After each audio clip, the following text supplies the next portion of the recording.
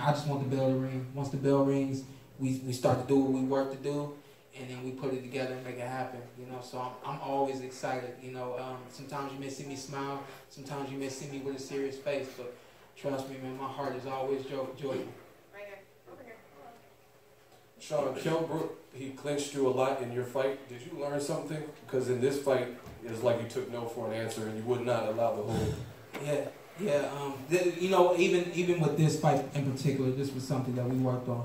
We knew that we were going to be able to push him off and then come immediately with punches. So that was something we worked on at our training facility as well. Is, you know, if we're caught in the hole, even not caught in the hole, but when it comes time to create space, we want to push him off or you know, use our elbows to create the space and then go right at him. So I mean, I just think collectively overall, outside of the headbutts, we did a very good job tonight. The corner did a fantastic job. The communication was great. Even the communication during the fight was great. So it feels good to be in this kind of rhythm, in this spirit, doing what I do, and be able to come out on top of it. This message is questions for both Kim and Shawn Porter.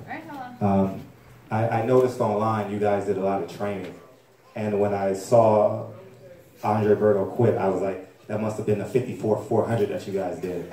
Can you speak to about, I noticed online you have like 3 or 4 people in the Hall of Fame. Can you speak to the experience of your corner and the actual training that you guys have done for this fight?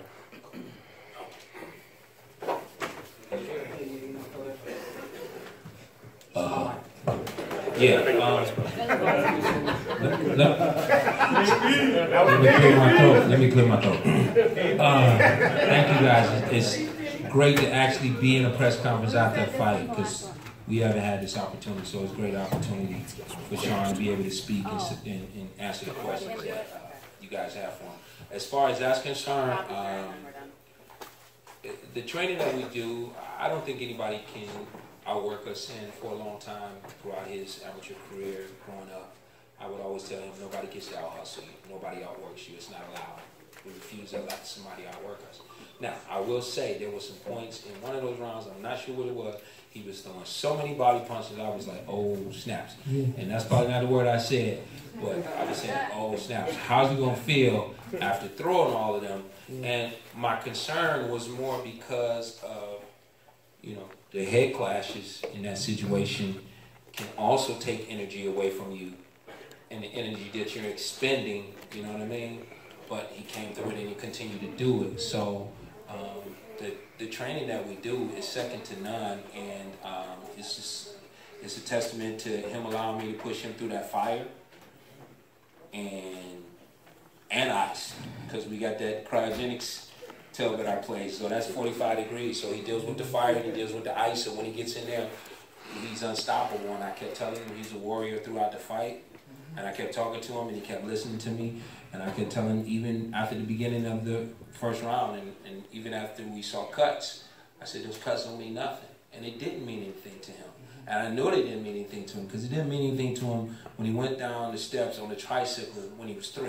It didn't mean anything to him. Get up, let's go. That's who we are, you know what I mean? So he's bred and raised that way, you know what I mean? So the training is, the pain has a purpose. The pain has a purpose, and I was saying that throughout the camp. The pain has a purpose. So we went through that pain, and you feel that pain in a fight. It means absolutely nothing to you. Sorry. Hey, last question. This is the last question. Congrats, Shawn. Thank you. Great performance. What's up, Mike?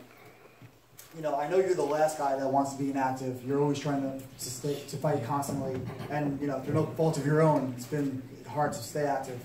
Do you think Thurman's going to give you the fight next, or do you anticipate having to wait a while? I don't know. Honestly, I feel, and I could be wrong, I could, you know, I'm not in his position, but I feel like if it was me in the ring and Gray asked that question, I would simply say yes. I know what the people want, and I know what's going to make me great. The people want to see me fight Keith Thurman, and I wish that he had simply said, yes, I want to fight Shawn Porter next. Understand that he has other obligations, but you know, right now we're just gonna move forward, doing what we do. I'm gonna allow my dad to do what he always does, and we'll stay blessed, we'll stay ready, and hopefully that WBC title is next.